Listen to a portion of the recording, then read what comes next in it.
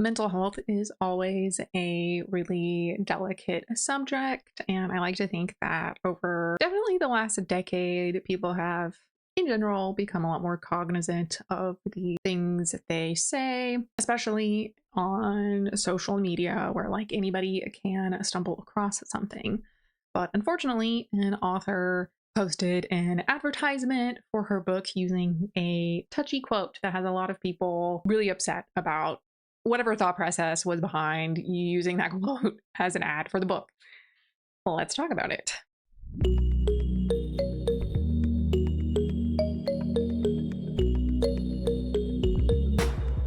My name is Taylor Rose, and welcome back to my channel where we talk about everything reading and writing. So we start off with this post on Threads by Pages of Passion Passioniques. They appear to be a bookstore, and they posted these images that were censored with the caption, "A lot of people are afraid to name drop, but I sure am not. This is disgusting," and her apology was even worse. "Please take care of yourself and your mental health." So if this has not clued you in already, we are talking about some of the extreme measures that people take. Hint, hint. If you need to close out of this video, go ahead and do that now. I'll see you next time. But we're going to go ahead to the uncensored images. So we have this Instagram post with the quote from the book Within Range by Ruth Stilling that says, "It's Valentine's Day, so I came to make sure that you weren't hanging from your ceiling." And then a bunch of hockey stuff. So I'm assuming it's some sort of hockey romance. And that looks like an ultrasound.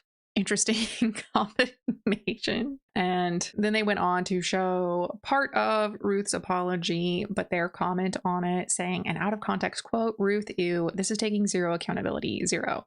What in this world made you think that anything even remotely like this would be okay? I feel sick. As someone who has been suicidal in the past and has ongoing depression, you need to do better. And this wasn't caught by anyone on your team. You need a new team." I mean, I agree, definitely should not have been an ad. You know, just like stumbling across that sort of thing willy-nilly on the internet, you know. I feel like we've come to acknowledge that like that's not, we should be more cognizant of what we're putting out there when talking about like sensitive topics. But here is Ruth's full apology. She said, "I've always taken mental health representation very seriously. It has been an integral part of my life since I was a child. Earlier today, an out of context quote was posted which contained a line from the book. I've reflected upon it and I understand how this could appear insensitive, which was never my intention. I'm sorry and apologize for not realizing the harm and hurt this line could and would cause, and I hope you will forgive me for this misstep. Please know that it is important to me that when someone picks up one of my stories, they feel safe and fully informed of the triggers involved. Be assured that my team and I have taken immediate steps to adjust the line in question, and this will be reflected in the final publication on January 29th. As part of my duty of care as an author, I always undertake a significant process whereby my books are scrutinized prior to them landing in your hands. However, no process is infallible. The stories and characters I write are not without their flaws, but what they will always do is take accountability and make corrections where they need to. As their author and creator, I also want to write and live by that same sentiment. Sending you all the love always, Ruth X." I mean, I personally think this is a fine apology. I personally don't see any issue with that kind of joke being in a book, as long as there's a content warning list at the beginning, you know, that lets readers know that there will be talk about that topic, because, you know, a lot of people do have dark humor, and it is a way for people to cope sometimes, and maybe it is integral to the storyline itself. I don't think it being a sports romance should preclude it from having, you know, something not interesting, but like something introspective to say about that or about mental health. So we have Hey It's Kat here, who kind of, my opinion is reflected in her comment, where she said, "As someone with severe depression and lots of unalive watch, I think I'm on the complete opposite side of the spectrum with this kind of stuff, and I honestly would have giggled. However, I think I'm a very rare case, and this should never have been written, and especially to double down on a joke, and then when you realize you're getting backlash, try to pull a sob story / apology. There's literally no realm that this was an out of context quote."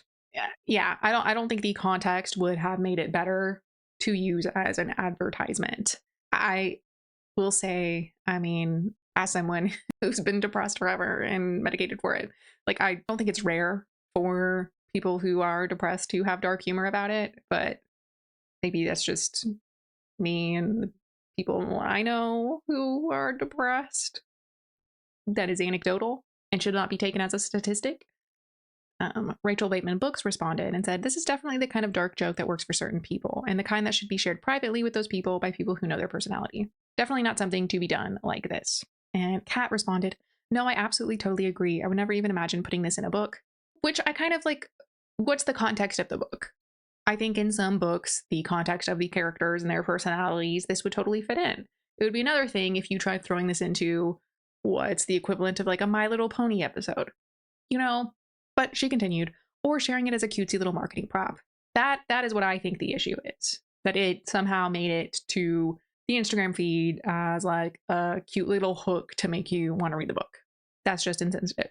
Allie Marie 15, which you can see I liked it, her comment, but I don't think it's a good quote to use as a main marketing tactic, but if it's just a line in a book, I'm fine with it. Myself and many friends have suffered with poor mental health where attempts to end of life took place. And this is 1000% something we would have said to each other. Obviously, it depends on the context and the relationship and prior understanding and consent within that relationship. Also, a lot of shared dark humor, but the line itself isn't so out of pocket or unforgivable, you know. And Smut and Sours completely disagreed. This is absolutely not dark humor. Then what's dark humor? It's tasteless, insensitive, and should not ever be written as a joking manner, especially without trigger warnings. Which, like, yeah, no, I agree on the content warning regard, but I feel like that's dark humor. You're joking about tragedy and things that are insensitive. I don't know. And Allie Marie responded, "As I said, as a random marketing quote where trigger warnings are not provided, no, the line should not have been used. But in a story with context, like between two friends that have known each other or siblings or a partner who understand each other, I do not find this line or joke to be unforgivable." Smut and Sours does go into depth, which I'm assuming this leads me to believe that they've read the book, but they said, "You and I are not the same person." No duh. There was zero context if you read anything regarding the situation.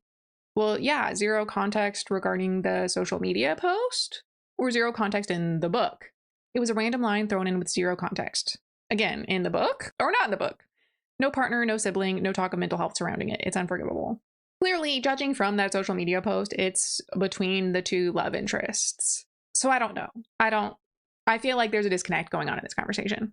So you would think like that's the end of it, right? Unsavory quote made it to Instagram ad and people were upset. But someone pointed out that the author was involved previously in kind of a weird social media issue.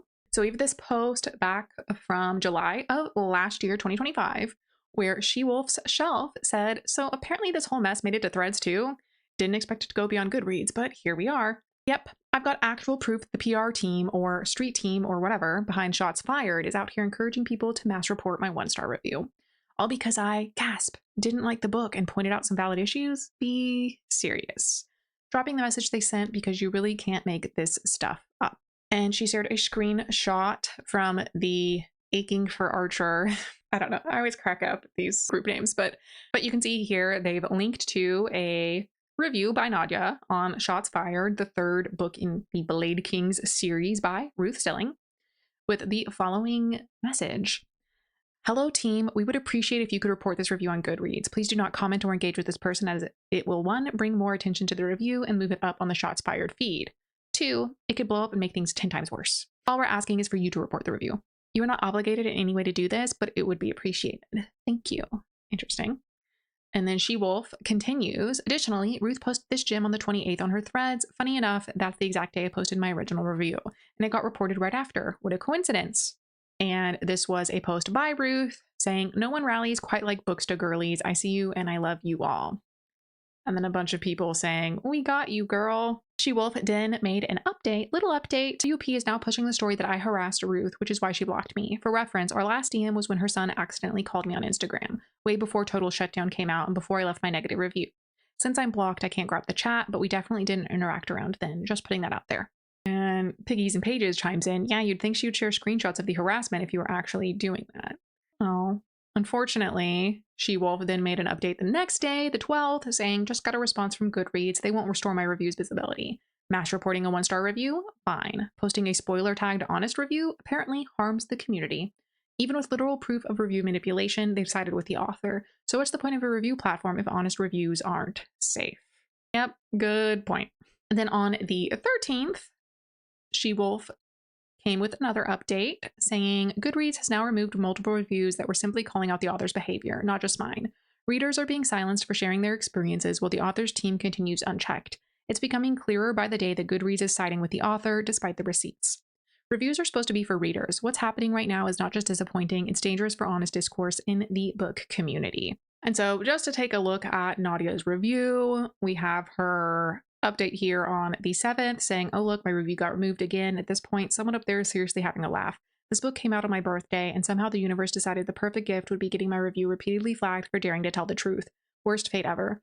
And now yet another addendum, because apparently I'm not allowed to express a negative opinion without Ruth's fan club, or Ruth herself, who even knows or cares anymore, mass reporting it. Because how dare I not worship the ground this book walks on, right? How dare I point out all the flaws, inconsistencies, and just plain bad writing? Clearly, if someone doesn't love this book, they must be bitter or hateful or out for blood. So you can tell at this point she's definitely pissed off that her review has been flagged so many times. Let me say it louder for the people in the back. If you don't want bad reviews, maybe stop writing bad books. Dang, okay. Or better yet, grow thicker skin. Not every single piece of criticism is a personal attack. Most of us were fans, supporters, people who actually rooted for this author until she made it crystal clear that honest feedback wasn't welcome unless it was glowing praise. Which, yeah, what a shame. And so for the actual review, they did have a disclaimer saying, I'm not usually so rude or mean in my reviews, but due to the author acting like the biggest effing child and blocking me after I posted my negative review of the last book in the series here on Goodreads, I no longer care about holding back or being nice. She blocked both my Booksta and personal account, and I'm sure I was easy to find since I have a unique name. So if I'm not allowed to express my opinion on a reader's site without getting blocked, F you. Especially since I've been hyping her books up since day one, even the ones I didn't like, because I respected her and what she does. But oh well, good riddance now. So here's my completely unhinged review of this shit show. I want to start by saying I requested this book before I got blocked for expressing my opinion, and before the second book was even out. So why she went through the trouble of locating my Instagram accounts to block me, but didn't remove me from the ARC team is beyond me. Make it make sense. So bulk up, grab your drink of choice, and thank you for coming to my TED Talk. It's a long one, you're going to be here for a while. Let's kick things off with how incredibly stupid it is that she's turning all her good characters evil for the sake of plot. Why can't even one Thompson woman be with a non-toxic man? Daisy and Liam were happy. And instead, Ruth ruins them just to shove her together with Archer. Suddenly, Liam is this toxic-ass dude after everyone always said how sweet they were together. It would have at least been plausible if he was always written in that way that made other characters unsure about him. Or better yet, if Darcy and Liam's relationship hadn't been shoved down our throat the way it was in Boarded Hearts, then I wouldn't have even had a problem with this. It would have been like any other toxic ex trope book. Right, so their issue is that it seems like the author is retconning character personalities. Then there's Felicity's ex. It's been stated over and over that while he wasn't a great husband, he was actually a good dad and that him and Darcy were always close. But wait, now suddenly he's the shittiest dad ever and apparently always was? Darcy's randomly estranged from him too. Why even write all that other stuff originally if you're just going to contradict it for the sake of plot devices that do nothing but create plot holes? Every single character from the past series is ruined, good or bad. The good ones are acting in ways that make zero sense based on their past characterizations, and the bad ones are just worse now. Even the few redeeming qualities they had, like being a good dad, are completely erased. It's sounding to me, as someone who has not read the series, that potentially they had ideas for books and are just shoehorning in characters that sort of fit for like the brand recognition. JJ is thrown into this book for literally no reason. You're telling me Jensen Jones would just move across the country to coach John's team while leaving his wife and kids behind? Be serious. That makes zero sense based on everything we know about him. He's helping Archer with whatever, but why doesn't Archer already have a goalie coach? And why would Jensen, a goalie coach, be working with the rest of the team? I don't know anything about hockey, so if that makes sense. They work directly with goalie. Goalie coaches do not work with regular players. They work directly with goalies and maybe consult with the head coach to ensure goalie drills are integrated into practice. That's it. Just say you wanted to name drop a fan favorite and go. It's just plot hole after plot hole after plot hole. Like in the beginning of the book, Archer lives in this mysterious fancy building downtown, but Darcy just strolls up to his penthouse. He's one of the most famous hockey players, but no one stops her. Sure, he has his own private elevator, but if that's the only entrance to his penthouse, how did she even get up there? Maybe there's a second elevator for safety reasons or whatever, but they always require a code to reach the penthouse level. How did she get in at all? Good point. The whole imaginary girlfriend Abby thing, completely nonsensical. John catches him looking at dresses and assumes it's for a girl, and instead of saying he's shopping for his sister, who exists and is mentioned, Archer just goes with it and makes up a whole imaginary girlfriend with an imaginary job? Also, Sawyer somehow magically guesses he was shopping for dresses? There's absolutely no way he could have known that unless Archer told him, which he didn't. Another plot hole.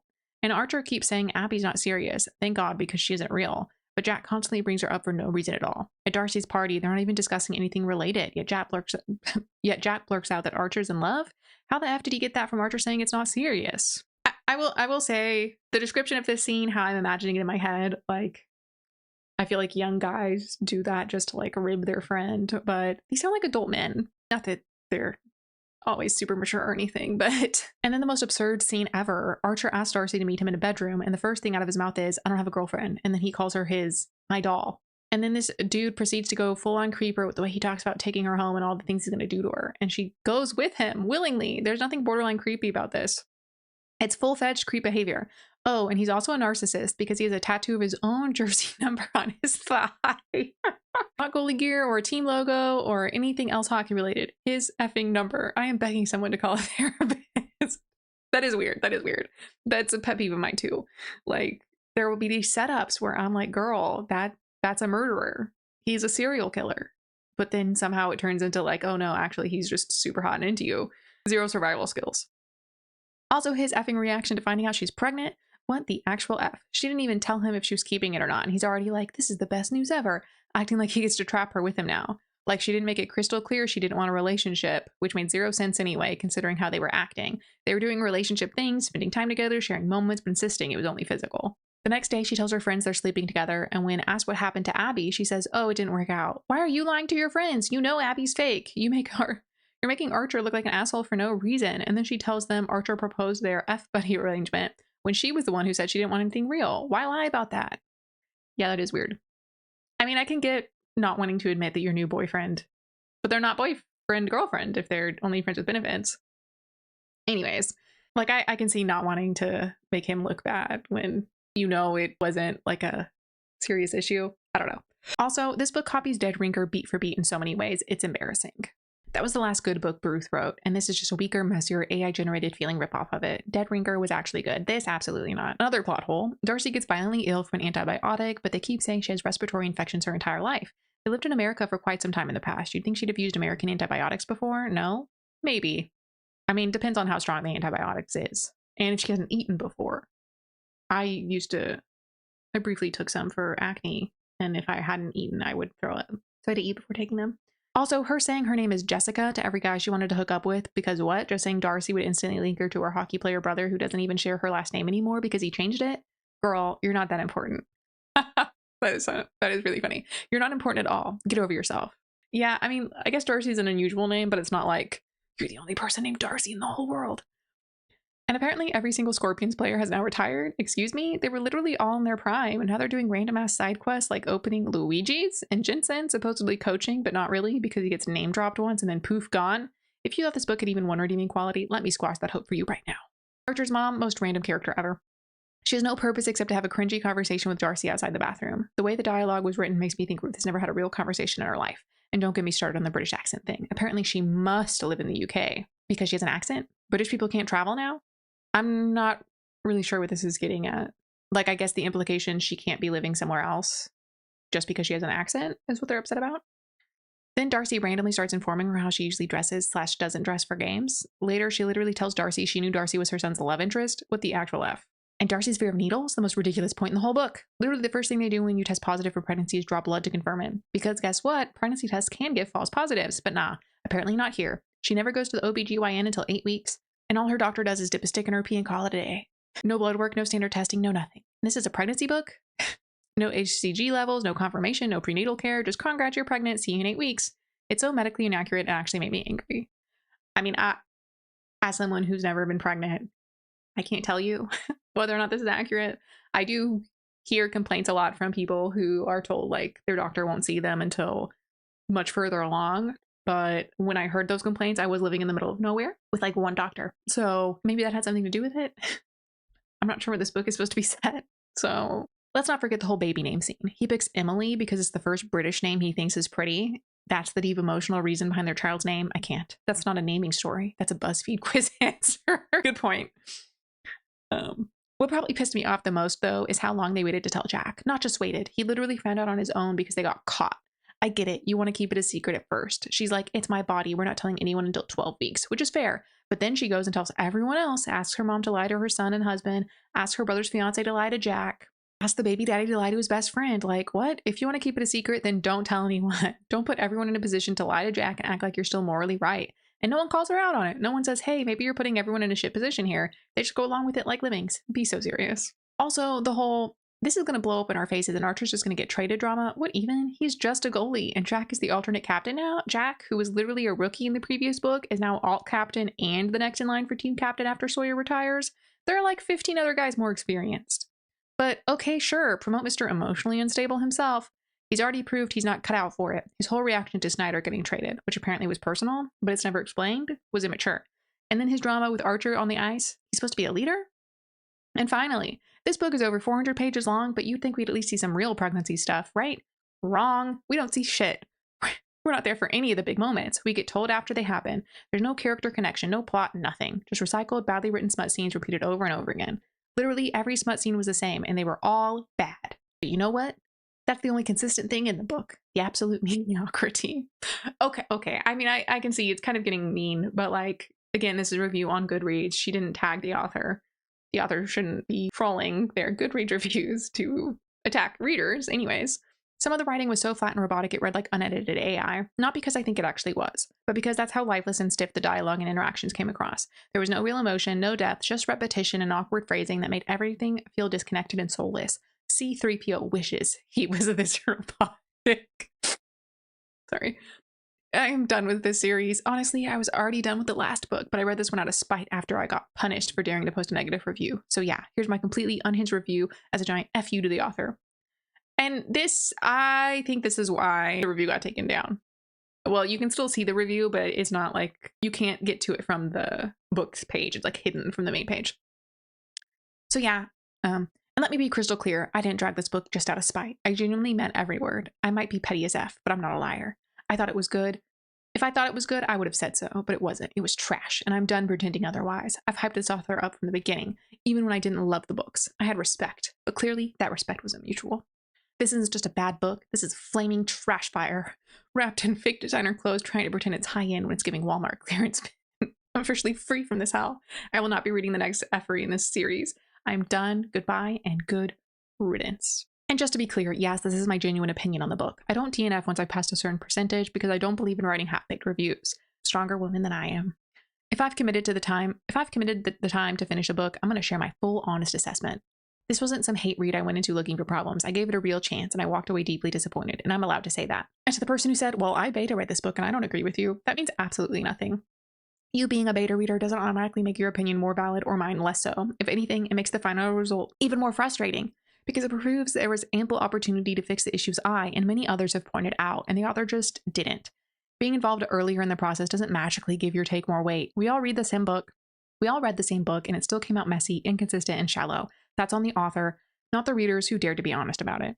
As for the claims that this was some scorned ex-girlfriend level meltdown, let's not get ridiculous. The only one acting childish here is the author, who blocked me on both my Bookstagram and personal accounts after a completely fair and respectful one-star review. A review that wasn't even tagged, rude, or aimed at her. It's one thing to be sensitive, but it's another to actively seek out negative feedback and then punish readers for being honest. It's petty, unprofessional, and it's why I no longer feel the need to protect her feelings in this review. And it's still going. Let me be crystal clear. I didn't post this because I was bitter or out for revenge. I posted it because I will not be silenced for expressing a real opinion on a public platform. I won't lie to protect someone's ego, and I sure as hell won't fake a positive review just because an author can't handle criticism. Had this book actually been well written or enjoyable, I would have said so, because that's what I do in every review, regardless of my personal opinion of the author. But it wasn't. It was lazy, inconsistent, and downright frustrating. And if anyone still wants to argue this was some personal vendetta, fine. I also clarified multiple times that I wasn't accusing the author of using AI.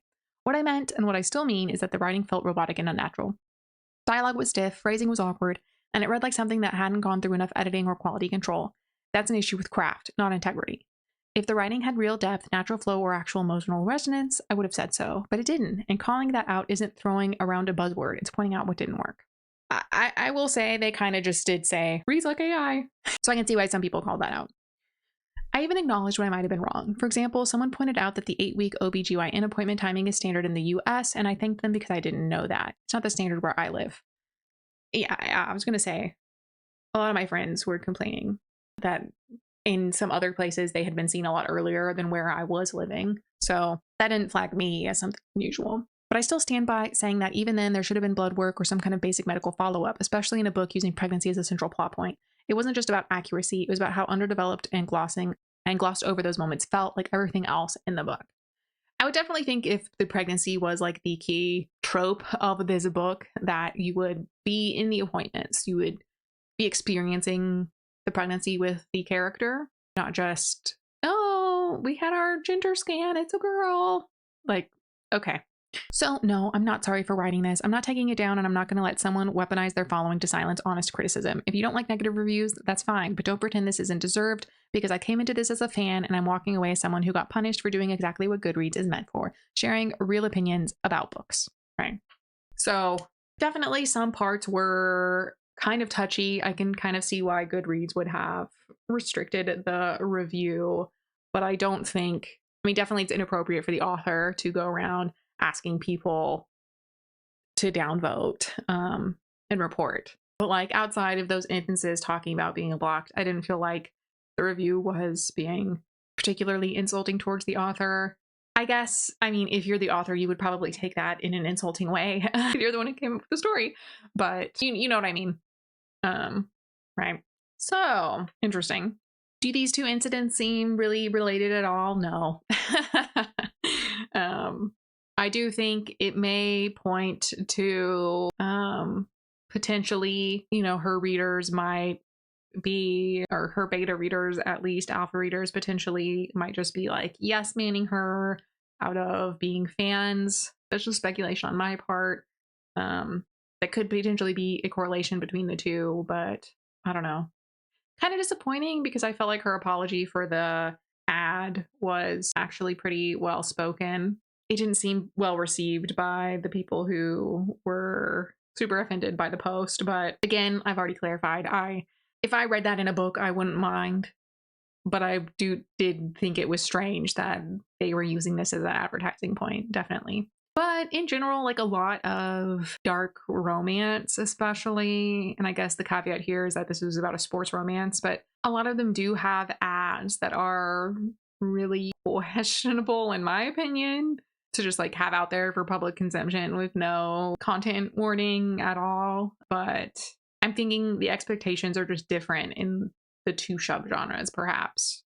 I am kind of cracking up that it seems like hockey's always at the scene of the crime lately.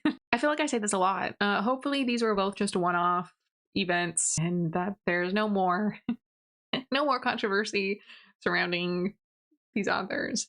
I guess we'll see. Well, that is all for now. I will see you next time.